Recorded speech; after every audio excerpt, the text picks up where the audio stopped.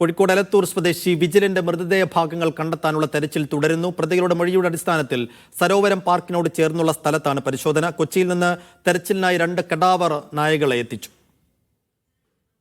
വിജിലിന്റെ മൃതദേഹം കുഴിച്ചുമൂടിയെന്ന പ്രതികളുടെ മൊഴിയുടെ അടിസ്ഥാനത്തിലാണ് സരോവരത്തിന് സമീപത്തെ ചതുപ്പിൽ തിരച്ചിൽ ആരംഭിച്ചത്. കോഴിക്കോട് മഴ ശക്തമായതോടെ മണ്ണ് നീക്കം ചെയ്യുന്നത് ദുഷ്കരമാവുകയാണ്. തിരച്ചിലിനായി മണ്ണുമാന്തി യന്ത്രവും കൊച്ചിയിൽ നിന്ന് കഡാവർ നായകളെയും സ്ഥലത്തെത്തിച്ചിട്ടുണ്ട്. മണ്ണുമാന്തി യന്ത്രം ചതുപ്പിന്റെ ഭാഗത്തേക്ക് എത്തിക്കാനായി മണ്ണിട്ട് റോഡ് ഉണ്ടാക്കുന്നു. ചതുപ്പിൽ വെള്ളം നിറഞ്ഞതിനാൽ മോട്ടോർ ഉപയോഗിച്ച് വെള്ളം വറ്റിക്കാനാണ് പോലീസിന്റെ ശ്രമം.